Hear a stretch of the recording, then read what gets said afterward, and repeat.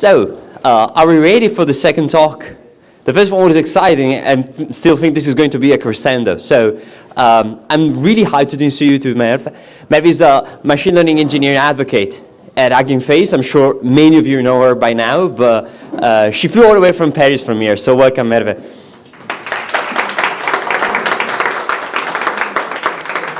Merve will be talking to us about open source computer vision with the HuggingFace suite. So without further ado, please, I'll leave you the stage.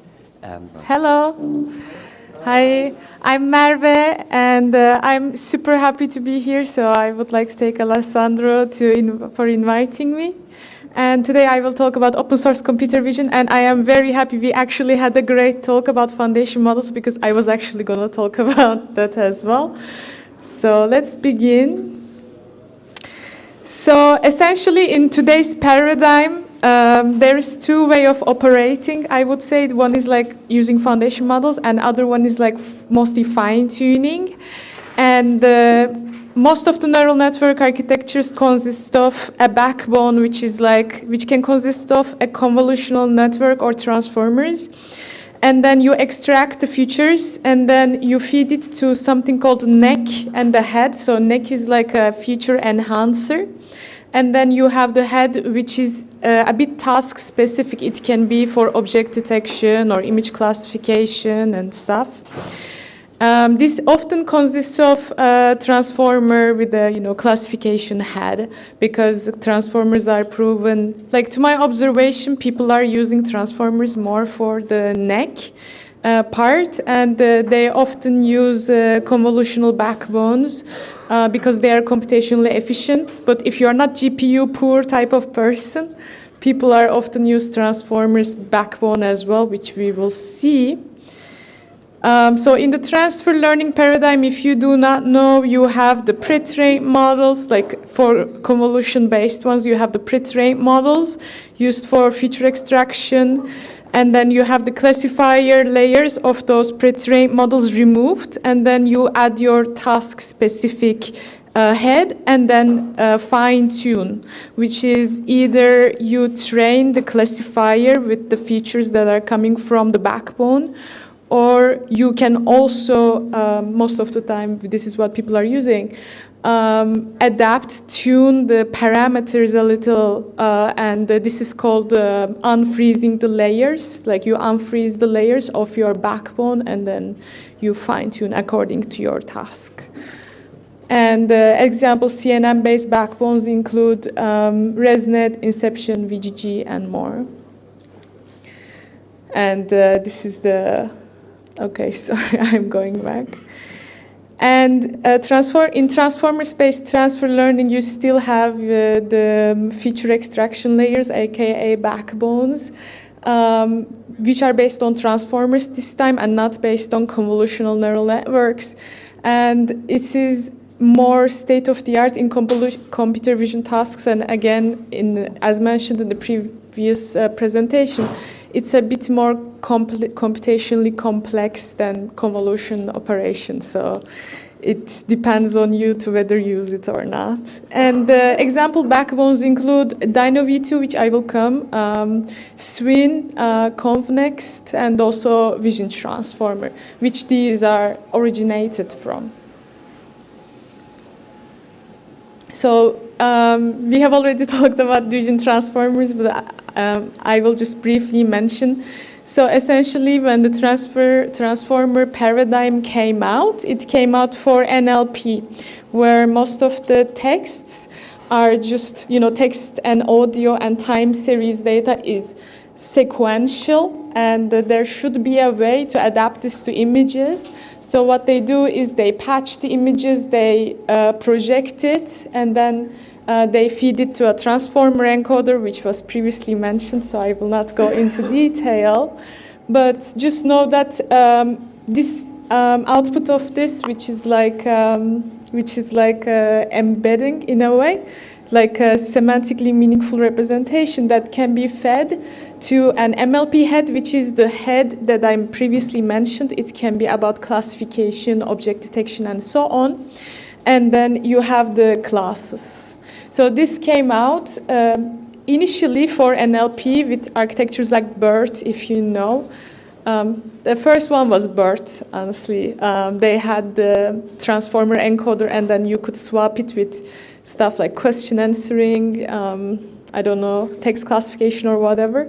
And then what you do is, in today's paradigm, you put your own head on top of this encoder, and then you either unfreeze the encoder layers, or you can keep to not unfreeze them, and then you can train the MLP head on top of it, which I will show how to do so. Just a little patience. So one of the most popular backbones is called Dino V2, and Dino V2 is very cool. Can we play the GIF now? So, so essentially, Dino V2 is made by distilling the vision transformer model with no labels. How is it possible? Because like, if you don't know distillation, it means that you have a very big model, and from the outputs of this big model, you are trying to you have like a smaller model that is like randomly initialized, that has randomly initialized weights, and then you will use the bigger model to guide the training of the smaller model, such that you have a better loss graph. And in Dino V2, essentially you have two encoders, which is one of them is like a vision transformer, and the other one is a randomly initialized smaller model, and they essentially take the output, like the so-called output representations of the encoders, and they take the Kullback-Leibler divergence between them, which is a measure of how close to distributions are. And then the vision transformer guides the smaller model, and this works very well. And this is like a groundbreaking thing because, I mean, essentially distillation is often done over, you know, like after classification, and then you would try to adjust, but this one directly affects the transformer encoder part. Going back. So at HuggingFace, like, so I don't know if you know HuggingFace, but this is like a sort of GitHub for machine learning, as people say. There is models over there. There is like foundation models, small models, big models that you can fine tune, and you can pre-train and fine-tune transformers models. There's also convolutional models inside transformers. This is an open source library you can use to load these models and load your data set and then fine-tune the models. It's essentially, it provides like a unified interface for all of these models that you do not have to learn a lot about the internals of these models, and then you can just fine-tune them yourself. So you learn how to use transformers once, and you can just use transformers for fine-tuning the next big thing later on. Another library that HuggingFace has is called TIM. You might know it. It's PyTorch image models. It also contains many abstractions, models, and layers and more inside to train the computer vision models. And coming to some of the APIs, we have model, the image processor, and the auto classes.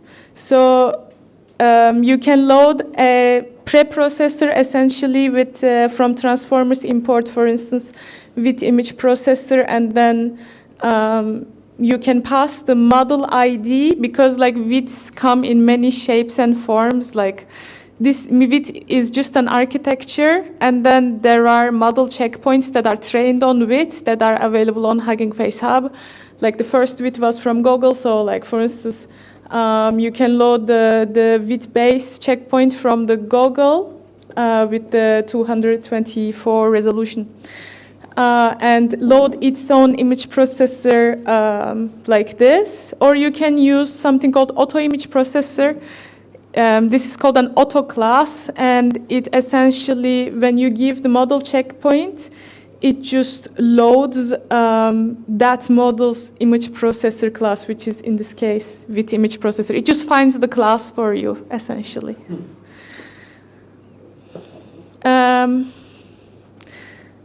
So I think I didn't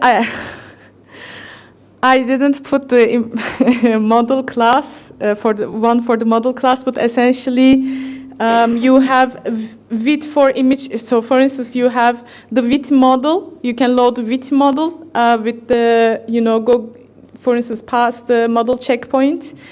You can also load the model with the model head, which is like width for image classification loads the model with the image classification head on top of it.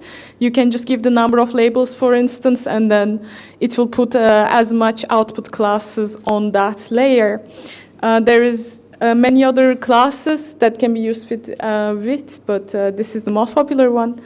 And then essentially, in the end, you are just going to pre-process your inputs, pass it to the model with torch inference. Like you can do, you can first pass the input image to the image processor and return the tensors as PyTorch. There is like also compatibility with TensorFlow, but most people in research don't use it.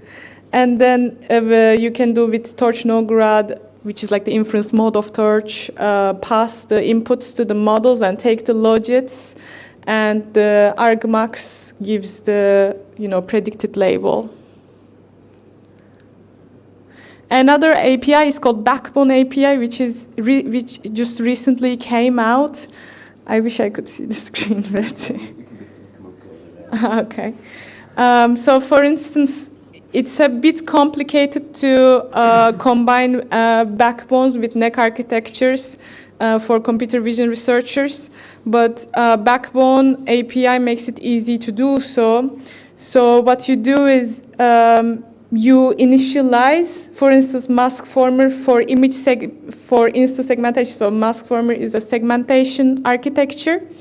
You can initialize mask former for instance segmentation with the ResNet backbone like this. You pass the backbone checkpoint, and then you say use pretrained backbone true inside the mask former config class, which is like a configuration class.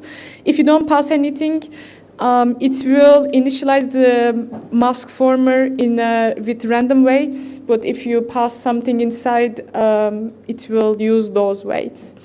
And then you can do mask former for image segmentation and pass the config class. It will essentially initialize mask former for image segmentation with a ResNet backbone, which is very useful. And like for instance, in here, I can't see.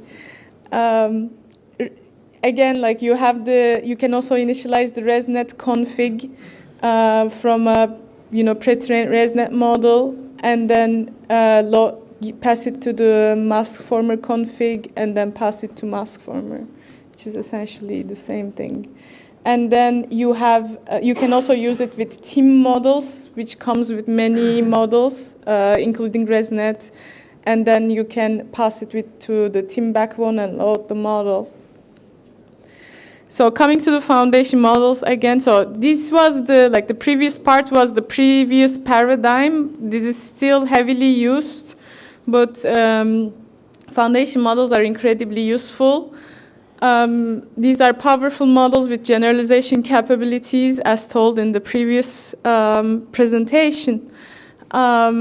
They can be used with only 2 lines of code from Transformers library or TIM. And what was enabled these was that, so previously there were scalable architectures, but there was compute scarcity. So last year and the previous year, the team was to find a scalable architecture and scale it using a lot of GPUs, because there was a heavy investment to AI for the last 2 years. Some people just discovered that with GPT-3 and so on, that these, the bigger you go, it's better. But plot twist, it's not for computer vision at least.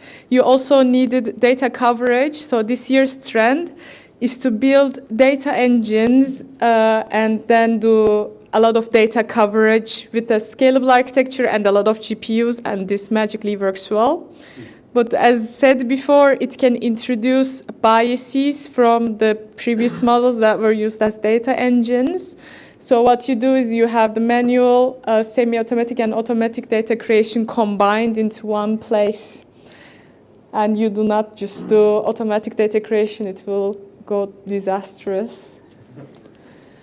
Couple of foundation models that are my favorites. First one is Siglip. So Siglip is essentially the same thing as CLIP architecture. So since it wasn't previously mentioned, I will explain. So CLIP is the first multimodal model, I would say, that can understand both texts and images. And how it goes is that you have a text encoder, and then you have an image encoder. And you take the encodings, and then you do a dot product in a way, and then feed it to a cross entropy loss in a way that these image and text pairs that go very well. For instance, this is a cute puppy, Pepper the OC pup, and then there is a puppy, and then you would like this to be maximum and these ones to be minimal. And this is called contrastive pre-training. And CLIP is trained like this, and it has been used immensely. I think it's one of the best things OpenAI has released. And I guess after that, they decided not to release anything, but yeah. And it has been used in many places, like in many language model training and computer vision model training. And Siglip is a new model released by Google. So there has been many reproductions of CLIP with different choices. But essentially, Siglip only replaces the softmax at the end with the sigmoid. And yeah, it can be used for zero-shot image classification. You can use it for image similarity. What else? You can use it for many things. You can use the embeddings here. It is just, I really like it. And this is state-of-the-art as of now, and not the other reproductions. Although the outputs, because of sigmoid, looks a bit odd, like they are more suppressed in a way, but when you put it to accuracy, like zero-shot image classification accuracy, it is more accurate than any other CLIP reproduction. And for instance, what you do is you just give the image, and then you give the candidate labels, like bee on a flower, bee in a hive, and bee in the sky. And this comes out like that. I mean, if this is not normalized, if you were to normalize it, this would go, it would go like to the sky. But again, the output might look odd, but keep going, like keep using this. Another model that I'm a big fan of is Owl V2, which is essentially CLIP with an object detection head over it, and it was released by Google back in the day. And it is used for zero-shot object detection. Oh, sorry. So you just give the image and the candidate labels, and it will detect it zero-shot.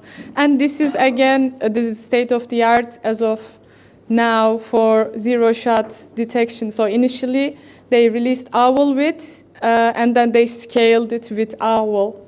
And then they scaled it a lot, and there comes Owl V2. So this year's trend and late last year's trend was scaling to the max with the data and the GPU coverage. Another model that was talked about in the previous one was segment anything. So this is the most powerful zero-shot image segmentation. So this is actually called mask generation because it doesn't yield the labels in a way, but if you were to feed it to, like, feed the outputs to a zero-shot object detection, you can also get the classes. And it takes in box and point prompts.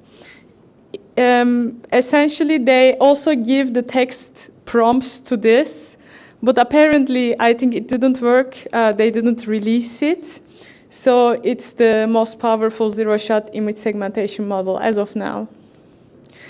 And the cool thing is that, like, in this whole architecture, the heaviest thing is the image encoder. And as you have seen in the previous presentation, people who were trying to shrink it were essentially trying to shrink the image encoder and not touching any of the architecture. There was multiple attempts. I think SlimSam, for instance, is the same architecture. And then there is TinySam that was trying to distill the image encoder to a smaller one. There is efficient width SAM, which replaces the image encoder here with efficient width, which is another architecture by Meta.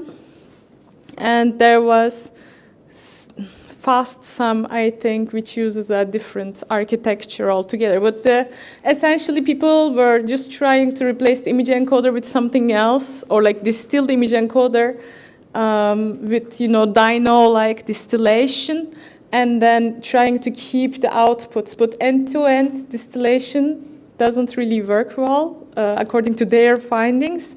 Just distilling this is enough.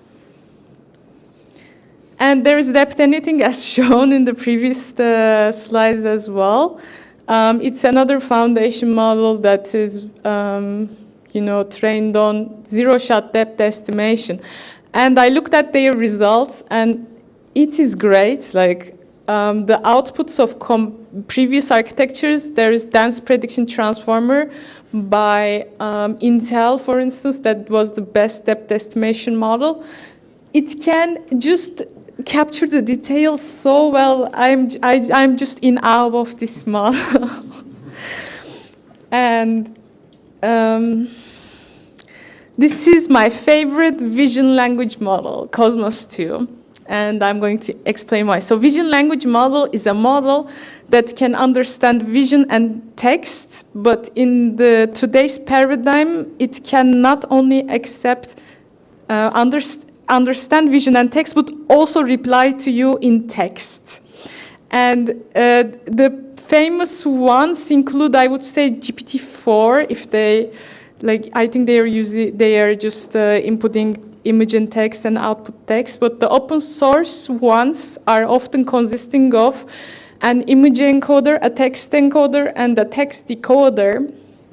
So for instance, you can essentially combine SIGLIP or CLIP, and then a text separate, or maybe a separate text encoder and the text decoder that are also in existing open source. Like there is Phi2 by Microsoft, for instance, that was recently coming out. You can combine a SIGLIP and a Phi2, and then just create a VLM yourself by adding a projection layer between them.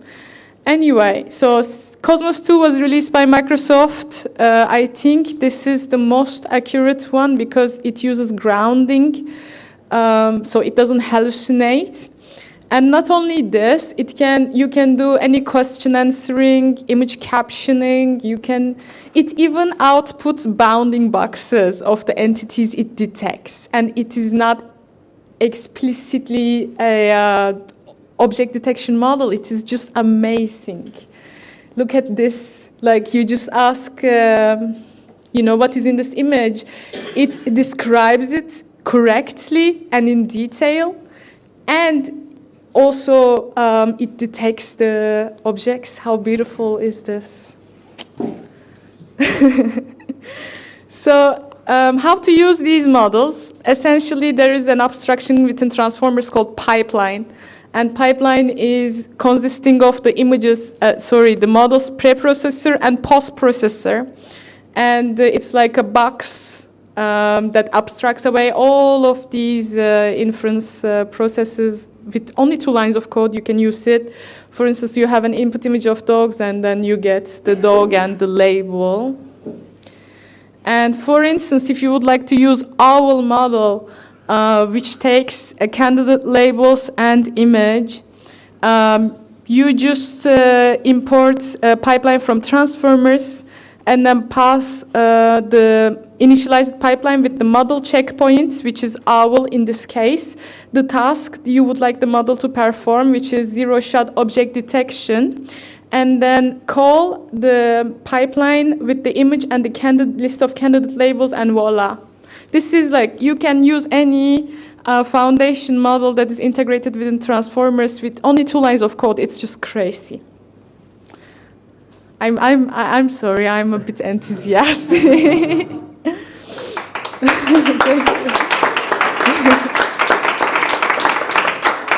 And if you would like to fine-tune the models, you can just, as I have shown before, you can import the auto image processor, for instance, the model head with the model with the head, like auto model for image classification.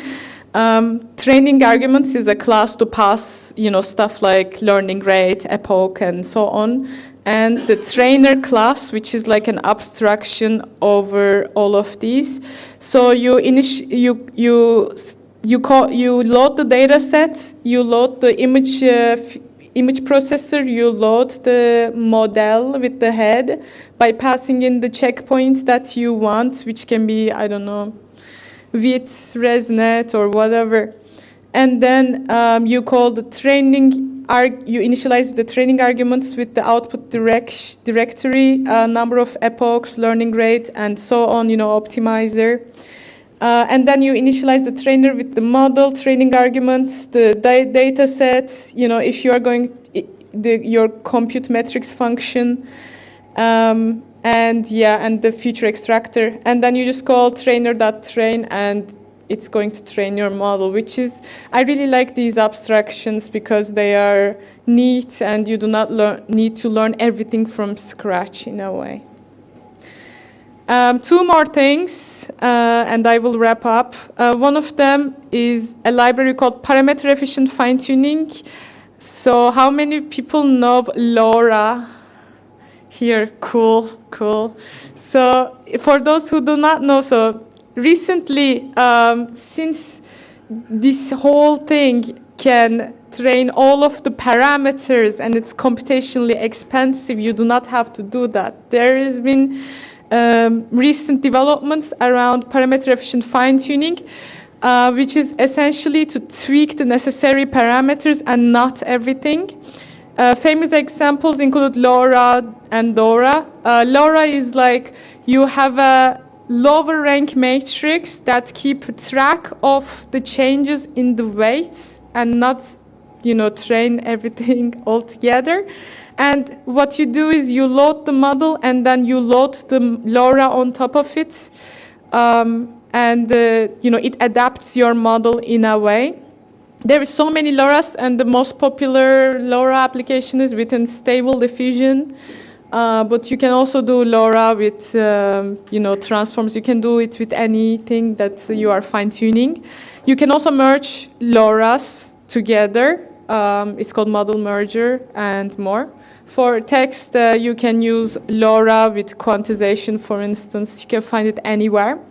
So what you do is, on top of loading your transformers model and your arguments, what you do is you install and import some library called Accelerate, which is for optimizing the training process and switching between precision and so on. And then you install the PEFT library, parameter efficient fine-tuning PEFT library, and import LoRa config and get PEFT model. And you initialize your image processor and model, and then load the LoRa configuration, and then initialize the LoRa model by passing in your model that was initialized with transformer and the LoRa config, and then you train like that. And for instance, in here you see all parameters and the trainable parameters that is necessary just to, adapt to your use case. And like, this is just reducing the complexity a lot. Lastly, one of my favorite and most underrated libraries is Optimum. Optimum includes graph optimizations, any quantization type. Like if you don't know quantization, it is used to reduce the precision while trying to keep the model representations well inside. This is not only to do, just to reduce the floating points, but there are techniques like static and dynamic quantization in which you are trying to adapt the quantization to the data set. You just do not want to brute force reduce the precision.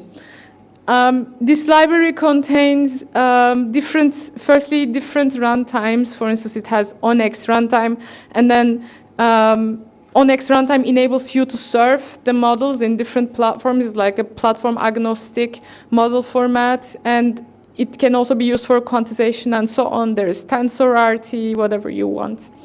And it has the graph optimizations, like for instance, you can fuse the operations together to save latency. It has dynamic and static quantization and more like different levels of quantizations that I will not go through today.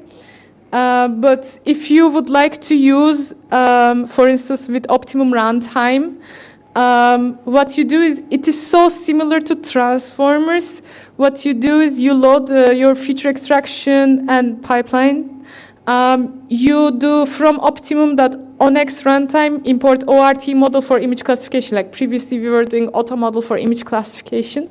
But the API is just like you just import this and load this instead of the auto model, and that's it. Like if you're used to transformers, just use this instead to save up on computational resources.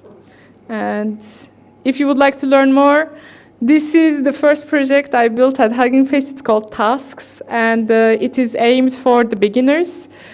There is you can go to Transformers documentation. I previously used to have diffusers in this presentation, but I removed it and made it whole Transformers focused. But if you would like to learn about stable diffusion and other diffusion models, you can also go for diffusers documentation.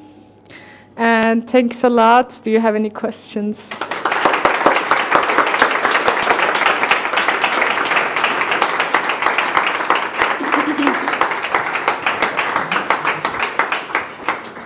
Merve, thank you. It was really interesting, and of course, we really appreciate your enthusiasm about the models. So we finished a bit earlier, which means we have more time for questions. So yay! Who gonna break the ice? Don't be shy. I have many more questions than all of you can. So just please, someone come up. You don't want to unleash me. Do you have any questions? I do, actually. So, would you recommend the Optimum just for CPU use cases, or even if I'm running on GPU? I think it comes in both. So it comes for many of the hardwares. So it also includes like very specialized hardwares. Like for instance, I don't know if you know, but Intel has a hardware called Habana Gaudi. Even that is used with Optimum. There is so many hardwares and so many runtimes you can choose from, so you can switch in however you want. I mostly use it on GPU with the OnX runtime. Okay. Yeah, because I know that like OnX runtime, I should find like a synonym for this, is not really hard to work with. It's a bit hard to work with, right? Yeah. I thought you were going to say it is not hard to work with. No, I would quite the opposite, like, right? Yeah. No, I do not like to work with OnX, bare OnX, but I would rather choose Optimum because like a lot of times I work on CUDA and like sometimes if your CUDA setup is not right, it silently falls back to CPU without you noticing it, and then you will realize it later on after many hours of debugging. It will not tell you, although it can see the CUDA execution provider and so on. I would rather use Optimum and not bear on X, but I have to work with Onyx, so like I do that. So I mean, true AGI will be when we can write, like when it can run this kind of code, right? Yeah. There was like a model called Devon that was, it's not a model per se, but it's an agentic framework that is like an interface to a large language model, and it was solving CUDA errors, and I was like, this is easy, just solve the Onyx error instead and figure out, you know. Thank you. Okay, so we have a question over there. Thank you, Luca. Thank you for the great talk. My question is about learning this new technology of generative AI that is coming. So HuggingFace is great for tutorials and even for theoretical articles. I learned a lot from your website. Thank you again. Imagine that you had a fresh graduate that comes to your company tomorrow, let's say, and you want to train him or her on generative AI. Which kind of resources would you recommend? And what, in your opinion, is good to know and what can be neglected? Thank you. Cool. Thank you for the question. It depends on the modality of the generative AI. Like there is like two generative AIs that are very popular. One is like stable diffusion like